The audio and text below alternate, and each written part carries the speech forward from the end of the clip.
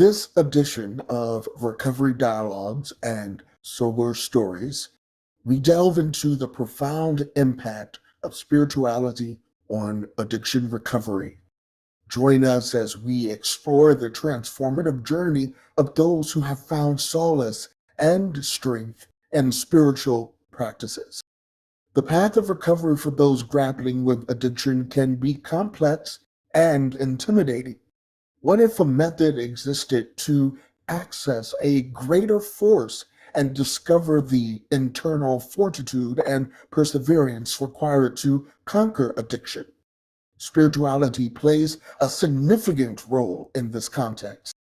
This episode will take a close look at the role that spirituality plays in addiction treatment. We'll also hear from professionals and those who have personally seen its profoundly life-altering effects. We'll look at all the many ways spirituality may support people on their road to recovery and sobriety, from discovering meaning and purpose in life to connecting with a higher force. Prepare yourself for a life-changing voyage of feeling, healing, and spiritual development. My special guest for this episode is Lee Yava. Lee is a full-blooded Hopi from Sungopavi, Arizona, and the CEO of Scottsdale Recovery Center.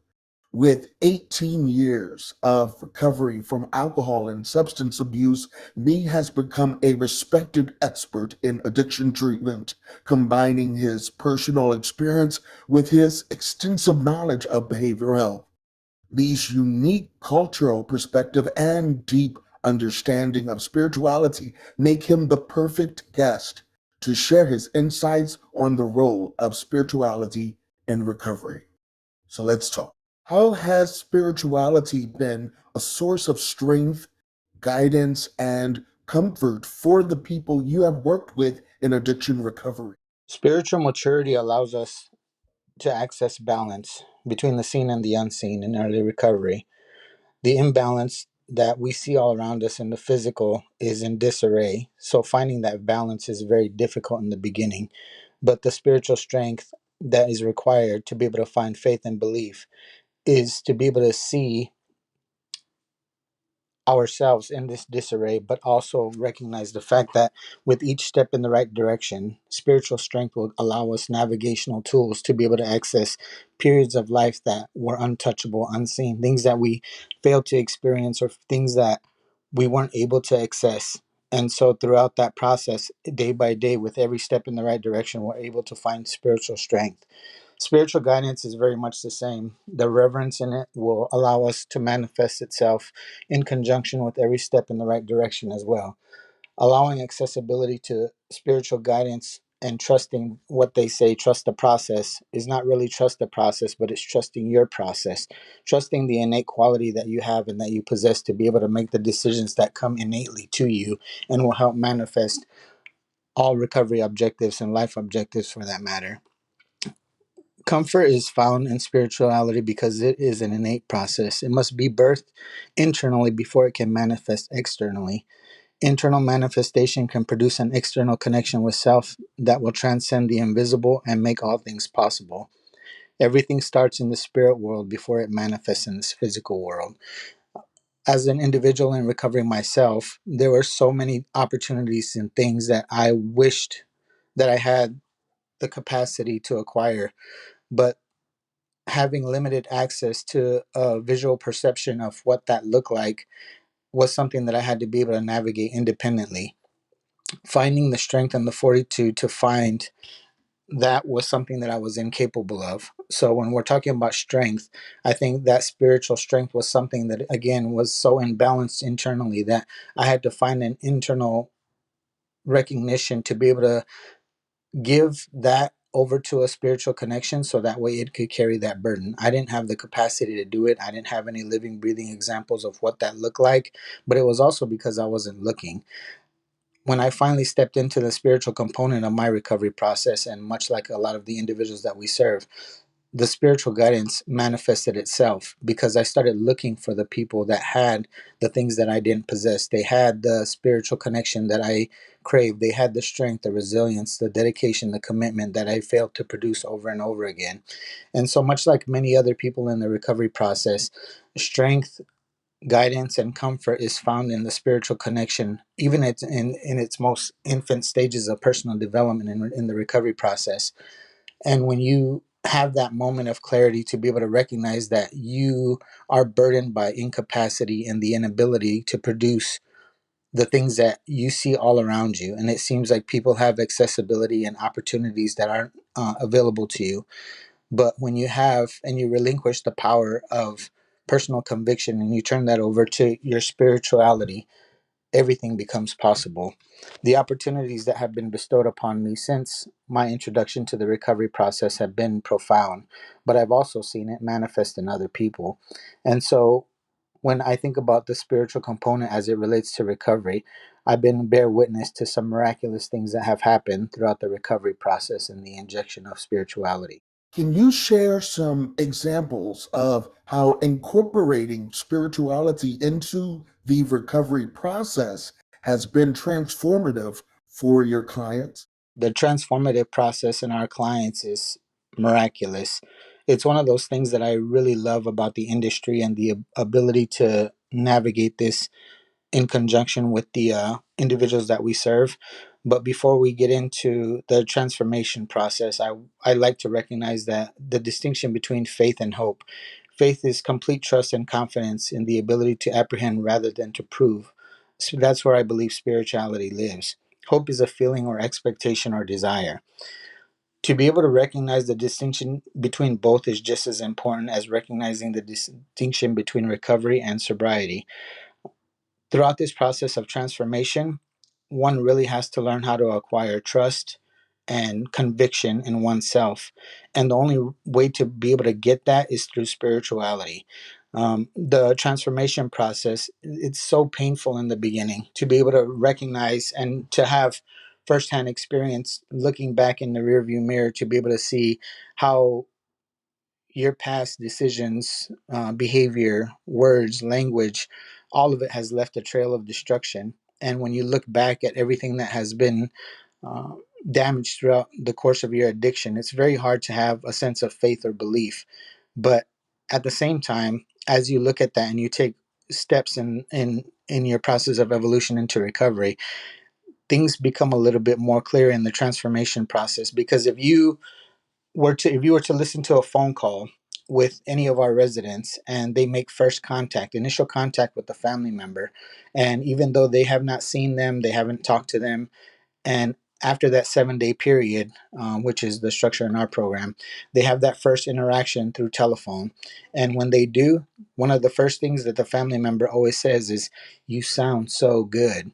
And that's a point of recognition to be able to recognize that the transformation process is beginning. And little by little, it's almost like the process of development in infancy. In the very beginning, when somebody comes off of the addictive process and they are in detox and they're slowly beginning to transform, they might have an unsteady gait, they might have trouble sitting up, staying awake, eating, sleeping. But after a while, it starts to unfold and they'll start to be a little bit more mobile. They'll start to gain some quality and character back, and people will recognize that in them, and they'll start to tell them that they're so funny, that they're very smart, they're intelligent. And when they're doing that, what they're doing is they're allowing the internal qualities, the innate qualities of who they are to manifest themselves all over again. And so, in that process, you're able to see the transformation take place right before your very eyes. It's a miraculous process to be able to witness because, in the infancy stages of development and recovery, it's almost like a rebirth. You're reborn again to be able to recognize opportunities, to be able to learn how to walk. A very distinct process that takes place in recognizing that you stand up straighter, you walk taller, you walk with pride and conviction, a certain sense of identity and purpose that is developed through this process of recognition about the innate qualities that have always been there, but have been suppressed through addictive behavior. And so in that, you're able to go through the pain, but you're able to acquire the power, and you're able to turn the trauma into triumph and to be able to become victorious in life. The spiritual components of these are all very important, but I think that as you continue to transform, there's areas of your life that we're not necessarily prepared for, and we're very uncertain about what they what the purpose or the presentation represents. But as you continue to push forward, spirituality gives you a certain sense of conviction about the fact that it's going somewhere. You might not know where it's going, you might not know where it's leading you, but the transformation process is obviously in a position to where you're going to be able to recognize that when it's time for you to see it. In your experience, what are some of the most damaging misconceptions about spirituality in addiction recovery, and how can they be addressed? Some of the most damaging misconceptions about spirituality in relation to addiction recovery are that a lot of times we meet people that have been influenced in a way that they believe that spirituality, prayer, religion can remove the ailment. And in a lot of cases, that's not true. It needs to be in conjunction with a recovery process, with behavioral health professionals, with sometimes medications, certain things that in the spiritual or in the religious realm are not necessarily conducive to the way that those teachings are brought about.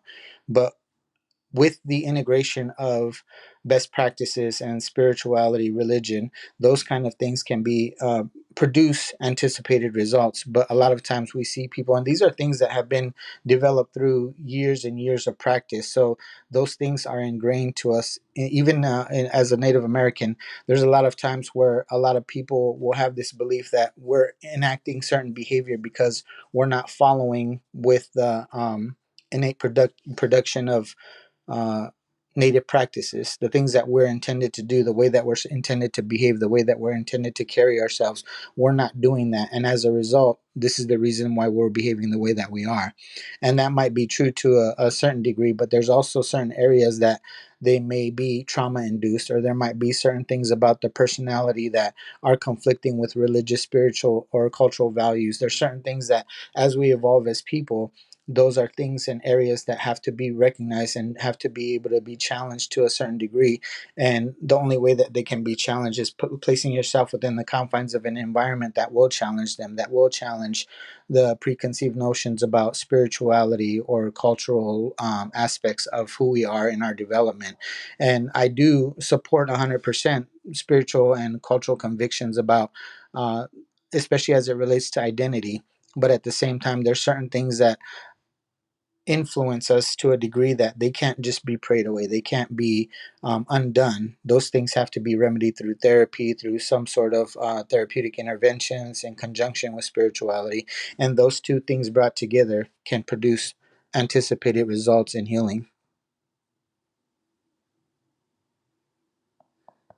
How has spirituality helped your clients go beyond abstaining from substance use and find more profound meaning and purpose in their lives?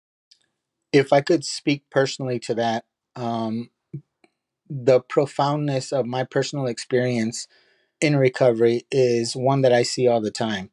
When I first came into recovery, I had absolutely no intention of working in behavioral health, addiction treatment at all.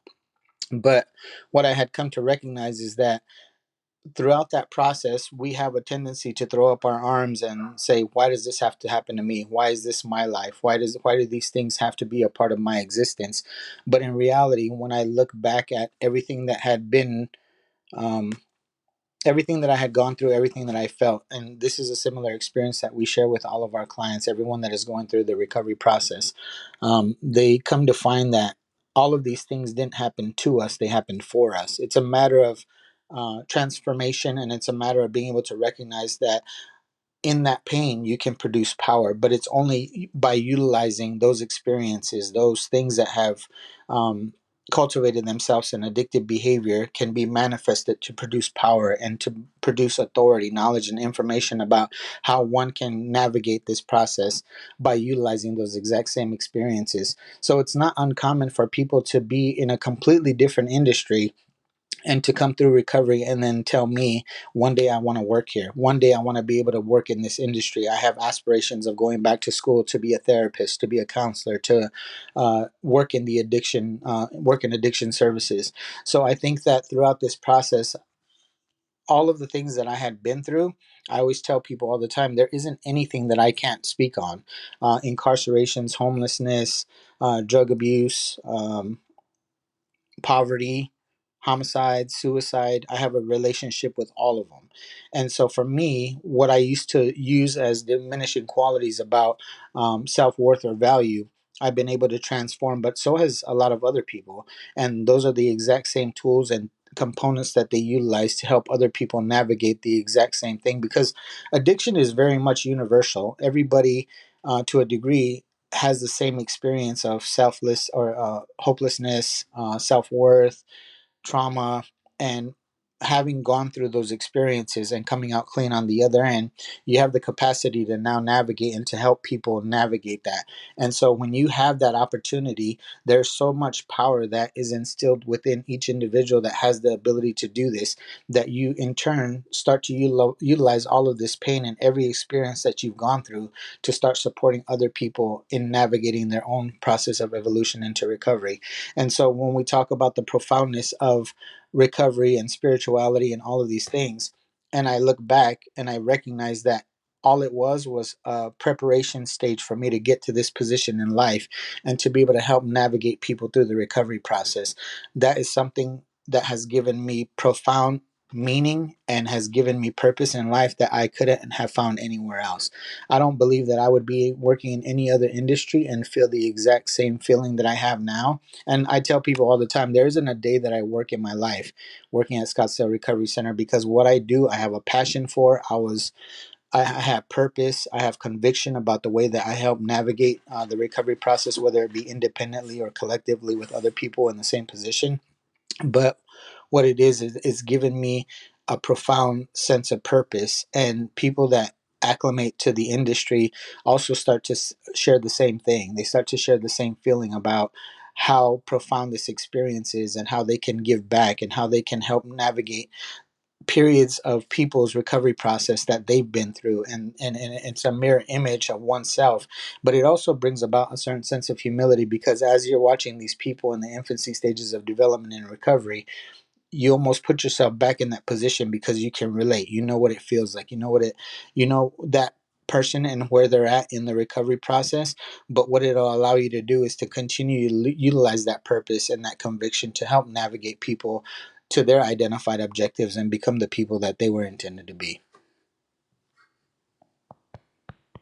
As people progress in their recovery journey, how have you seen their relationship with spirituality transform and deepen? And what role has it played in their continued growth and healing? I think that as it relates to spirituality and the recovery process, I think the natural transformation and the gravity of the spiritual connection and utilization of spirituality and its components just further solidifies the relationship with self. And when I think about the journey that people take on, and that deeper spiritual connection is very innate. And so when I watch this happen with individuals in our care, that spiritual component just continues to get deeper and deeper, and it really creates and solidifies an opportunity to recognize the balance between the seen and the unseen. And when they have that opportunity, it's everything kind of comes to fruition gradually. And they will talk about things in the very beginning about how they would like to get their families back, how they would like to get their children back, how they like to be able to get an occupation back. And they'll continue to move forward. And when they start to acquire these things, that resolve becomes deeper. They start to trust and believe more. They start to have more faith. They start to have more of a spiritual connection, because what they're producing internally is starting to produce itself externally, and they're starting to see the manifestation or the fruits of their labor. And when they're able to have it and it's tangible, it deepens that connection with oneself. And as you continue to acclimate in your recovery process, you continuously acquire new positions, new opportunities, things that you never imagined possible. And when those families reunite and when those children run back into their arms, it continues to solidify that conviction about the spirituality or the components thereof that help manifest this to even become possible. And so when I think about the continued growth and the healing, it's an ever present part of our evolution into recovery. And the more that we deepen that relationship with self, the stronger the spirituality gets. It's an opportunity for us to truly navigate this with calm, certainty, comfort, and conviction about the fact that we might not always know where we're going, but whatever is happening in our present day, it's going to produce exactly what it's supposed to.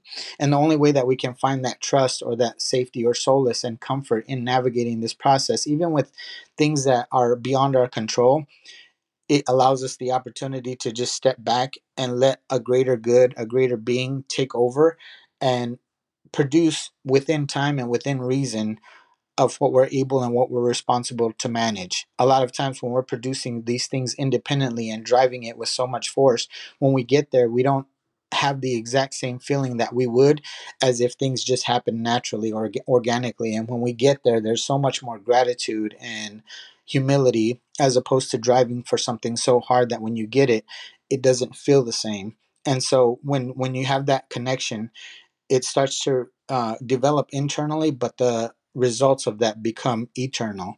And that relationship with spirituality provides us an opportunity to truly connect with self in a much more deeper and meaningful way. And I think that as we continue to heal and progress in recovery, that really allows us the opportunity to just trust in our process, the process that we develop with self, the with the identified objectives that we have in front of us, and just kind of allow the spiritual components to be able to have access to our inner thoughts and our inner being, the ability to trust and to have faith and to believe that everything that we're going to do and everything that we are doing is going to manifest itself in the physical form, where at the beginning it was just a thought, a dream, an idea, a belief. And once it starts doing that, the only thing that really can happen after that is a deeper relationship and a connection with spirituality that will continue to produce anticipated results over and over and over again. And so that in itself will continue to prompt growth and healing.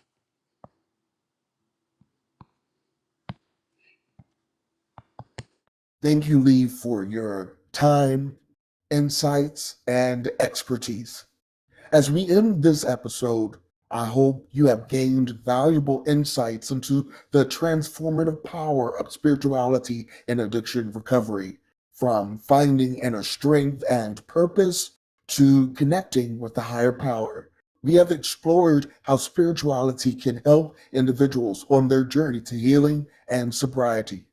I want to take this time to thank our sponsor, Wish Recovery, for their unwavering commitment to providing comprehensive and holistic addiction treatment that focuses on each individual's mind, body, and soul. Their approach recognizes that proper recovery involves a deep and meaningful exploration of one's inner world, and they provide a safe and supportive environment for individuals to do just that. Thank you for joining me today on this journey of recovery and spiritual growth. Remember, no matter where you are on your path to healing, there is always hope. Keep moving forward, one step at a time. See you next time on Recovery Dialogues and Sober Stories.